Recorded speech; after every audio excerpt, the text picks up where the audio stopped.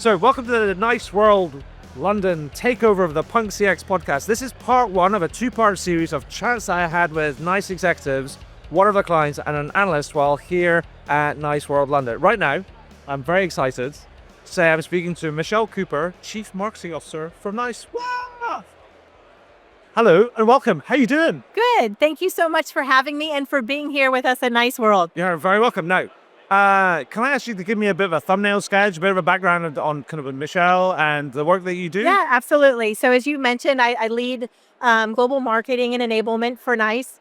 I've been here for just over a year, and my focus is really on helping organizations understand how AI is transforming customer experience. So working with our customers, our partners, our sales organizations to really help help educate the market on the opportunities that we have and how they should be rethinking, the way that they think about customer experience today in their own organizations. Awesome.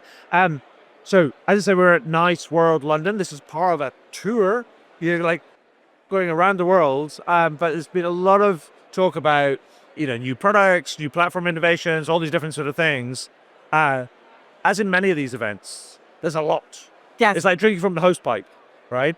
So what would be the big highlights for you, big standout things for you? Absolutely. Obviously, the leading conversation is AI, Of right? course. We're living it, all of us these days. But I think for me, it's really about the discussion is really shifted from, it's less about experimentation and should I be doing and using AI to how do I really embrace it and scale it in enterprise scale, right? And we're so excited to have so many of our customers sharing their experiences and their learnings, with our, the guests that are here with us this week. So that for me stands out as it's real. Yeah. Companies are using it. They're having success and doing it at the enterprise level. Orchestration is really a big conversation. We talked about it the other day. Yeah. It's, as you add more technology, the complexity increases. So companies and organizations need to be thinking about how do they orchestrate the customer journey from the initial intent the whole way through resolution, and really thinking that through. What's their data strategy? How do they want their agents to interact? What's the combination of AI agents and human in the loop, Sure. and putting that together? So I think that's a very big theme, and you heard us talk about that on the main stage this morning. Was it Scott talked about the future of CX is the ones who kind of orchestrate intelligence? Orchestrate. It's not about more technology. And not just about artificial intelligence, but it's just general intelligence, human Correct. intelligence, operational intelligence, et cetera, all the intelligences. Exactly, working together. And then the third kind of discussion is around the hybrid workforce and how should companies really be rethinking when you have the combination of AI agents and human agents working together, and how do you manage that? Yep. How do you enable it and really, rethink how that will work in a future state for us as managers and leaders in any organization? I love that. The last one, and I want to come back to that if I may. But first of all, I wanted to just ask you more about it from a CMO's perspective, because the CMO's role's changing. They've been in charge of lots of different sort of kind of things. And I wanted to get your perspective around, many CMOs talk about brands and the importance of brands. But I sometimes don't think that brand and customer experience get fused together when they should. I mean, I want to hear your perspective. What's the link between brand and customer experience? Some people talk about brand experience as separate to customer It's experience. not. And I was like, clear this up for us, Michelle.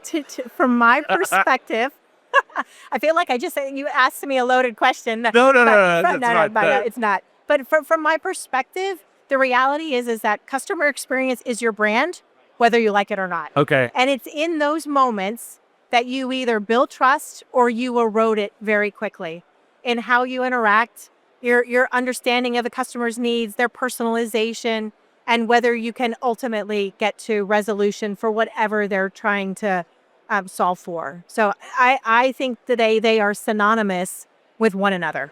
Okay. I think you're absolutely right, because it's almost like, I think there's a great quote. I think it comes from Jeff Bezos back in his old kind of Amazon kind of days, early Amazon days. So he said something like, your brand is about what people say about you when you're not in the room. That's right. And it's the things you can't control of. It's almost like you have to take account of all the things that all the interactions that you have with your customers, and that makes up your reputation, your brand, as it were. So I love that. And actually, when people talk about it being distinct, brand experience, the customer experience, I think they need to understand that it's all part of the one thing. Yeah. And you think about it too, and from a service perspective, now that really translates into marketing and sales, right? Yeah. That interaction is no longer, or it no longer needs to be confined, that those are different motions at the point of interaction and engagement with your customer. Which brings us back to what kind of Scott said on the main stage, which is the future of CX is about those who belongs to those that orchestrate intelligence. And so what you're talking about is that actually we're not seeing things as separate, whether it's been marketing or sales or service, and actually it's all about the convergence of kind of things. And so I think that's kind of fascinating. And it just like raises the stakes kind of like for people. But I want to come back to, which I think is a really important kind of like topic. And you touched on it. We thought of the thing that's standing out is the future of work, particularly in the advent of like, how do we balance the human intelligence with kind of artificial intelligence? Where does it come and play? And I wanted to get your perspective on how you're managing that and what you're seeing happening with your kind of clients, because it feels like we've come from an era where we knew what work was for the last couple of decades, and now we're into a new era where we don't know what the future is, and we're sort of laying the road as we go. And I just wanted to get your perspective on like, what are you seeing? What are you learning? What do you see some of the biggest challenges are? Because I think it's a fascinating kind of like space. I think from a standpoint of the first thing that all of us need to do is really kind of flip the switch about this is not about technology, but it really is an opportunity to completely rethink your business. And so if you're not thinking about it as a wholesale transformation from how do your business processes work, how do you use the data and the intelligence that you have in them, how do you think about the skills that you are going to need in your future organization, and then a lot of focus around change management, Right. enablement and change management. And we talked about that last night. Yeah. I mean, you cannot underestimate the importance of really making sure that as you go through that transformation, you are thinking about how do you bring your employees or your partners or your customers with you on that journey, and helping them to really understand, how and where they fit. And that at the end of the day, it's not going to ever be an either or. It is how do you tap into the best of the capabilities that AI affords and that we do inherently well as humans, from a creativity, from a strategic perspective, from an orchestration, and from a humanity perspective. And I think it seems to me that you as an organization, you're leaning into that. When I saw the announcement around the AI labs, but also you're starting to push more sort of what was forward deployed engineers out into kind of customers, because it recognizes that this is not easy, right? And people are figuring it out, and sometimes you need to put kind of expertise and specialism as close to kind of customers as it possibly can to help them figure it out, because their success is your success.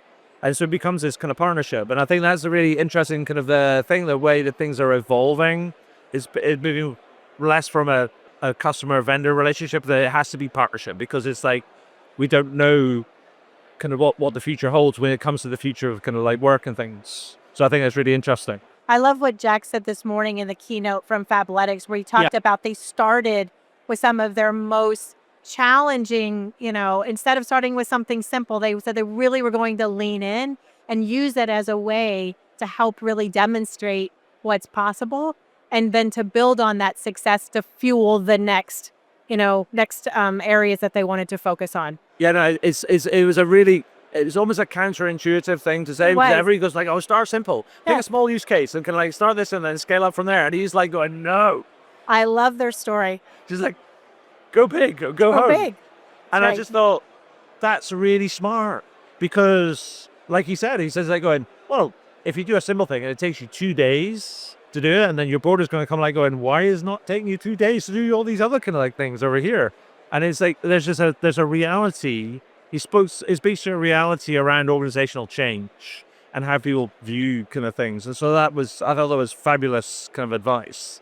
I wonder if we could actually just take a moment to say, because you get exposed to all sorts of clients that are doing all sorts of fabulous kind of things, and you're at the heart of an organization that's developing kind of market leading kind of technology.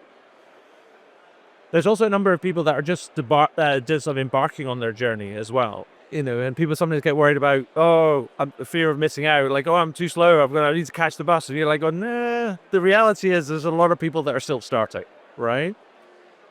What would be your advice to people that are listening in that think about, I'd like to get on this trade. I'd like to think about how I can reimagine my business, how I can lean into that future of work, how I can embrace the potential that the technology offers, whether it's generative, agentic, orchestration, the whole shooting kind of match. So I want to start that journey. What would be your best advice? I think the first thing is just to get started. Okay. I think just like taking that first step and recognizing that the quicker that you get there, the sooner you're going to learn, right? And that it's a journey, right? And there are going to be learnings along that. And so giving yourself the grace to know that it is evolving very quickly. The other thing I will say is, I think the data that we have in our organizations is critical, right? Especially from a customer service or from a customer experience perspective. Instead of just kind of guessing where those customer friction points are or where you have an opportunity for greater efficiency, I would really encourage organizations to start with their data. What do they know about their customers? Where do they have those friction points in their journey? And then use that as a way to really prioritize where they start. Yeah. I mean, I think that I would maybe add something, because when you talk about data, I use that as a proxy for intelligence, right? And I've always thought that in the midst of all of this, people talk about data and they talk about databases and data lakes and data warehouses and things, and it's almost like the human bit gets lost in that, is not to forget the data that sits in people's heads, the collective intelligence that there's your kind of people who can synthesize a lot of this stuff and give you access to answers kind of very quickly, but are also so important when you're doing that journey, because making people feel involved, bringing them with them, respecting kind of their insight and their perspective it's crucial.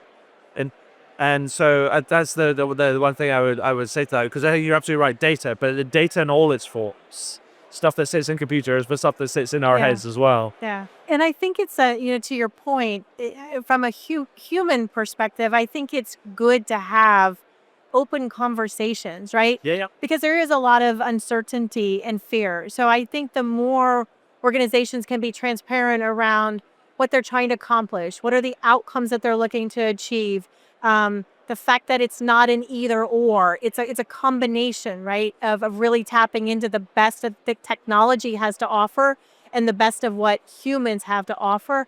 And I think just having more of a open conversation and dialogue about that, it starts to kind of open up the aperture for the fact that collectively these organizations are going to build something for the future, and everyone has a role in helping to accomplish that. Absolutely. One final question: what are you most looking forward to in that kind of on the NiCE kind of journey? What's coming up the year? I'm excited about that. Oh my gosh, I'm so excited to tell our customers stories. They are, from any marketer's perspective, they are the best of what we have to share, right? Both their successes and also their learnings and their best practices along the way. So I'm really excited about tapping into all of the great customers and brands that we have the opportunity to work with and sharing their journey and learnings with the broader community. But it's a great opportunity to be in this space, and I'm so excited to be here. Fantastic. Well, I just want to say finally, Michelle, thank you for sharing your time, your insight, your perspective, your expertise with me today on the Punk CX podcast that NiCE World has taken over. It's been great. Thank you so much. Thank you so much.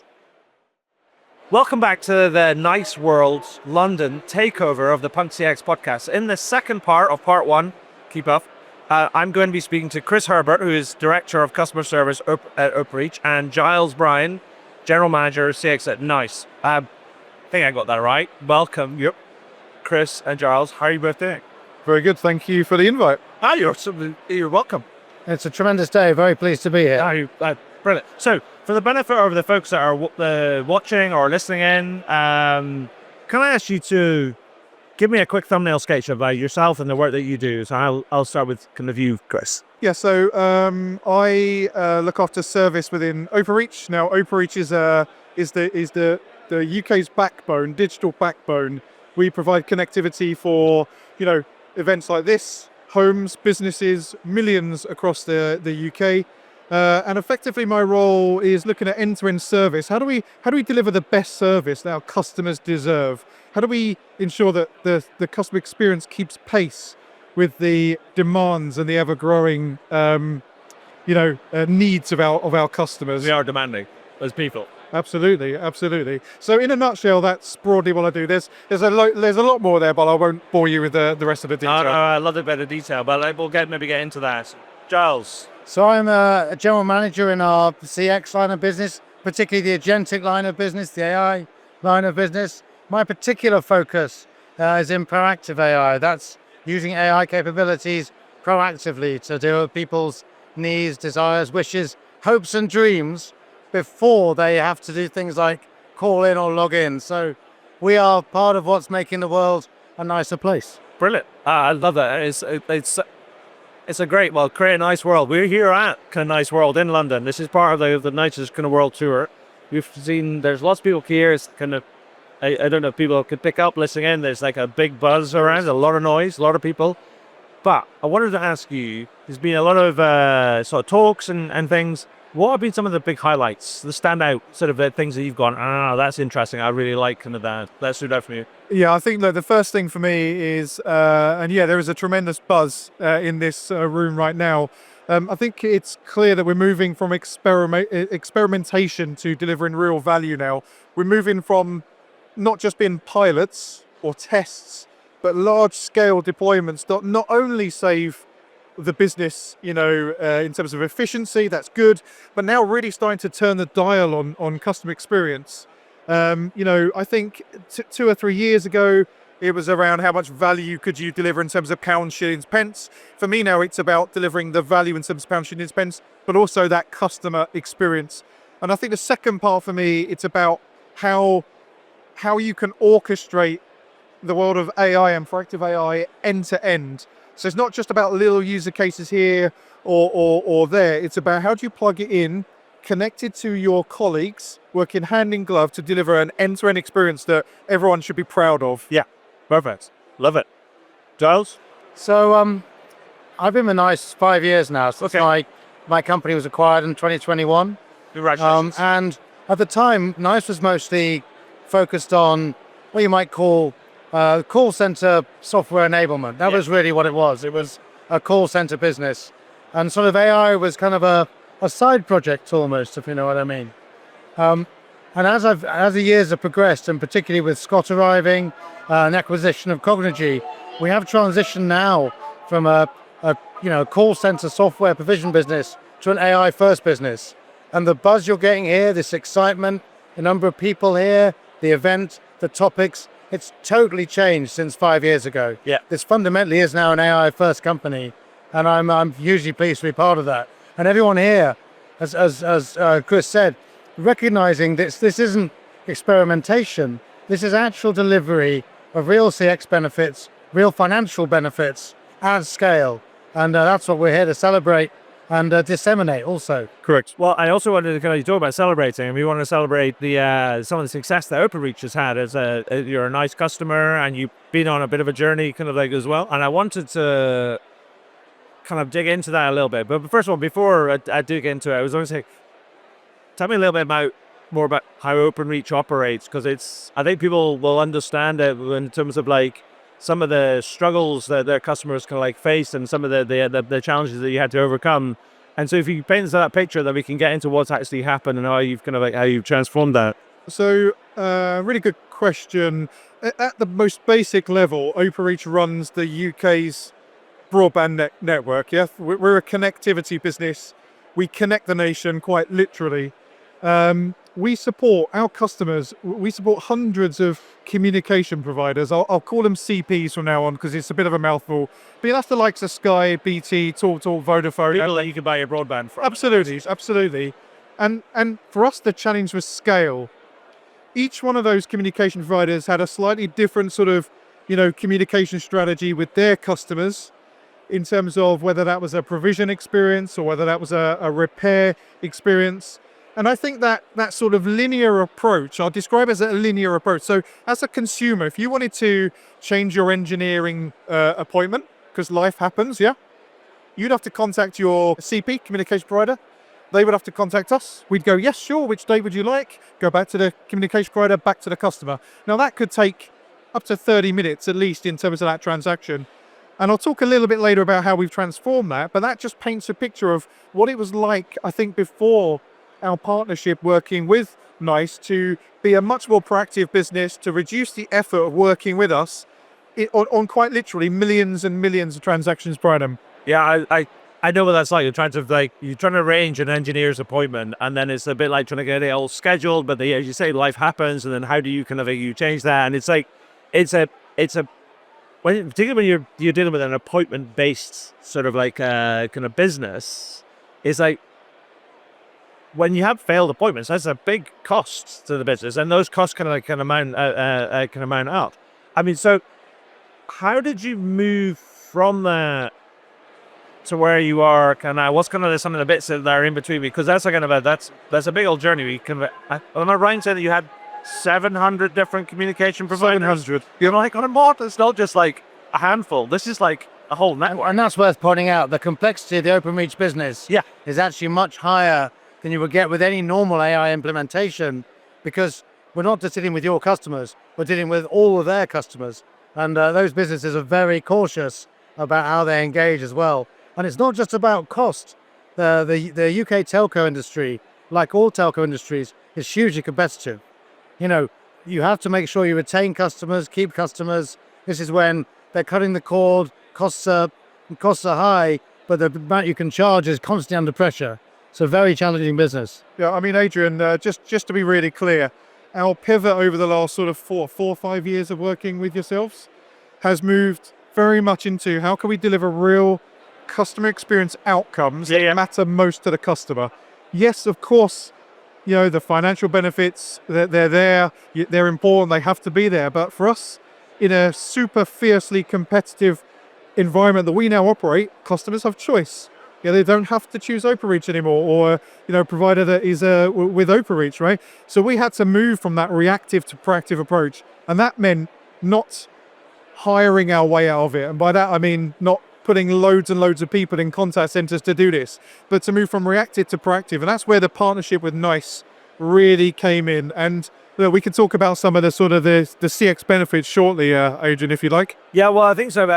What I wanted to go back to is because it relates to something that the gentleman from Fabletics was talking about on the main stage today. So one of the key things, you've got to have a great partner, but you've also got to have a great sponsor. You've got to be able to move the needle for the board. And I wondered if you could take a moment just to explain how you move the needle for the board, because oftentimes the distance between service operations and the boards feels like a country mile, and actually collapsing that distance and making it feel real and creating an opportunity for them is essential. Yeah, and I think quite simply, again, it's starting with the customer experience.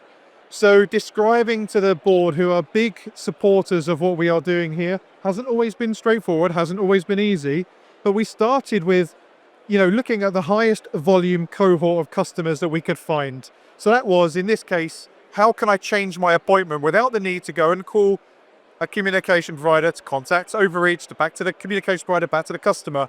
And we did a test, pretty small scale test on that cohort, and could quickly see that if you put the empowerment into the hands of the customer to move their appointment, to change, to let you know, and then to do that without the need for the communication provider to be involved, you could see the benefit in terms of engineers were turning up to houses and customers were there. Right. Yeah.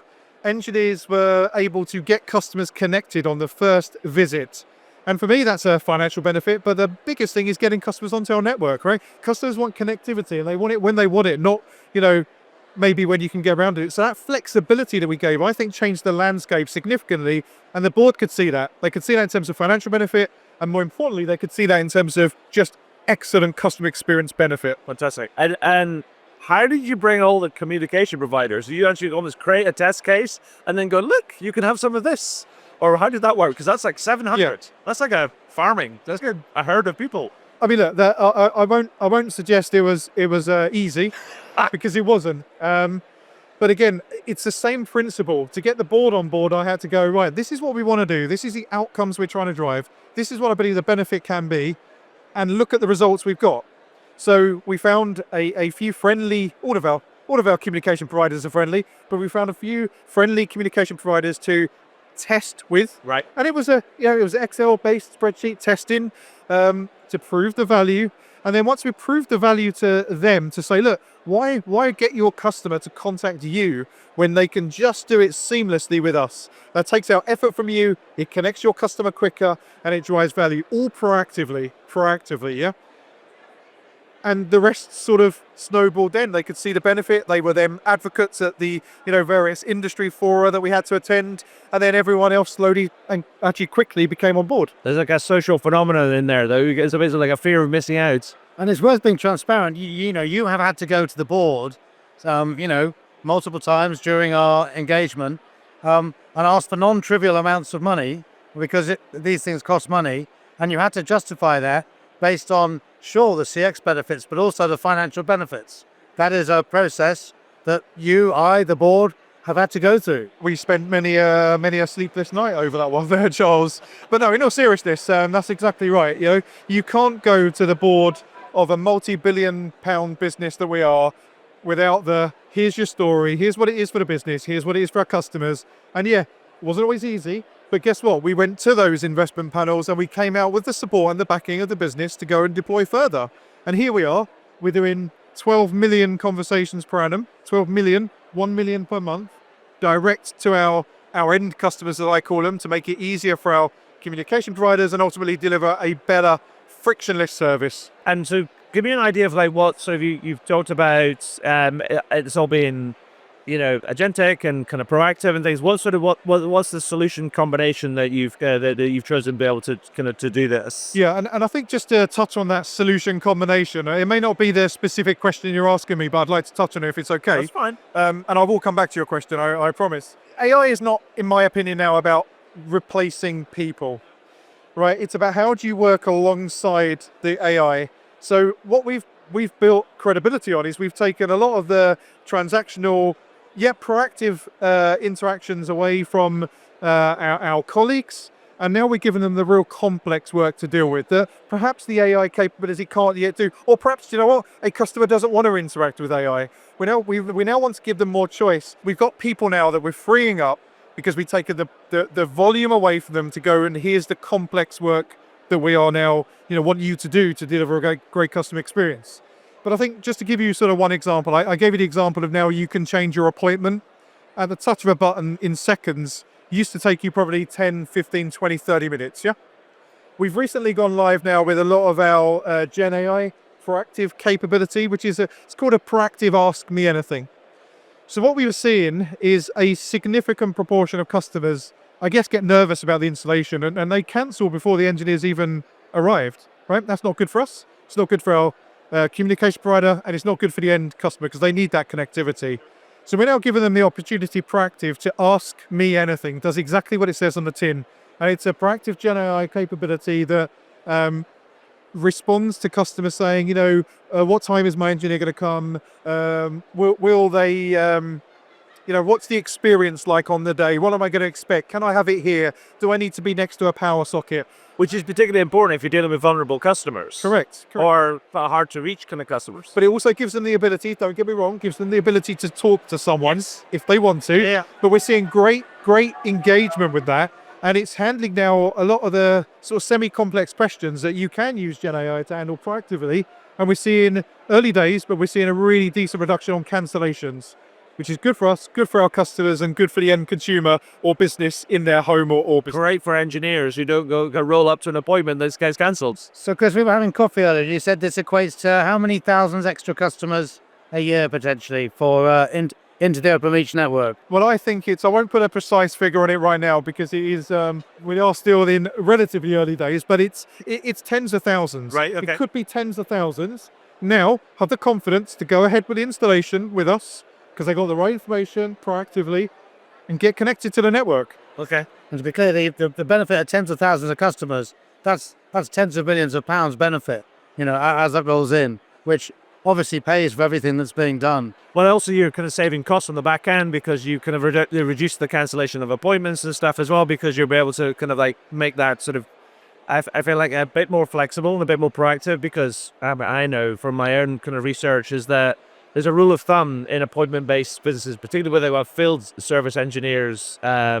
is that 10% of all appointments will fail, and largely because customers forget or something comes up or something, and so therefore, but it's a cost to the business. If you can minimize that even by a couple of percentage points, then that saves you so many kind of like thousands of truck rolls, which is hundreds of hours of engineer time, which is a direct cost saving. Agree. We took a third of our missed appointments out when we did this user case. A third, which is significant. There's still work to be done, right? We're not saying we're high five or we're happy here. What we're saying is that we took a third out, and I think with the technology and the partnership we've got now, we're trying to work out how we become the best at delivering customer experience in a fiercely competitive environment. Awesome. It's really exciting, and I know there's kind of like the paint is still kind of drying on some of this, but like, tell me about what's your plans? What's some of the future kind of plans? Kind of like, we're here, we're seeing some of the new sort of like stuff, the new developments and things. Tell me about kind of what's down the road for it. What can we expect? What are you excited about? Yeah. So I touched on some of that just there. 2 weeks ago we went live with our full proactive Gen AI capability, and it's looking really positive. We're not going to stop there, right? We're going to keep tuning, refining, iterating that so it gives our customers the CX that they deserve. So that's sort of in train, but future development as well. I think the second part that I'm really keen to start looking at is voice AI. Okay. So we are working with NiCE and Cognigy actually on voice AI.